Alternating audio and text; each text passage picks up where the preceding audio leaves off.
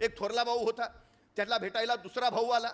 त्यांनी त्याच्या नोकरला विचारलं, मालक आहेत का? ते म्हटले, मालक विठ्ठलाची पूजा करतायत. अरे म्हटले, किती वेळ लागेल? म्हटले, एक अर्धा तास तरी लागेल. बरं म्हटले, ठीक आहे. आता म्हटलं अर्धा तास त्याची पूजा व्हायची आहे, तो पण आपण काय करावं? त्यानं शेजारचं फावडं घेतलं आणि तिथं खड्डा काढत बसला. अर्धा तास झाला. त्याने विचारलं, झाली का रे मालकांची पूजा? नाही, आता विठ्ठलाची पूजा झाली, आता विष्णूची पूजा करतायत. म्हटले, किती वेळ लागेल? नाही म्हणे, आणखी अर्धा तास लागेल. बरं म्हणला, ठीक आहे. त्यांनी दुसरा खड्डा काढायला सुरुवात केली. अर्धा तास झाला. परत नोकरला विचारलं, झाली का रे पूजा? नाही, विष्णूची पूजा झाली, आता शंकराची पूजा करतायत. म्हणजे किती वेळ लागेल? आणखी अर्धा तास लागेल. तो म्हणला, ठीक आहे. तोने आणखी खड्डा काढायला लागला. वेळ जात राहिला, पूजा चालत राहिल्या. आणि ज्यावेळी सगळी पूजा उरकून थोरला भाऊ बाहेर आला, त्यावेळी याचे 8-10 खड्डे काढून चालले होते. थोरल्या भाऊनी विचारलं, अरे काय एवढा वेळ करत होतास? काय नाही म्हटला, तुझ्या अंगणात पाणी लागतंय का ते बघत होतो.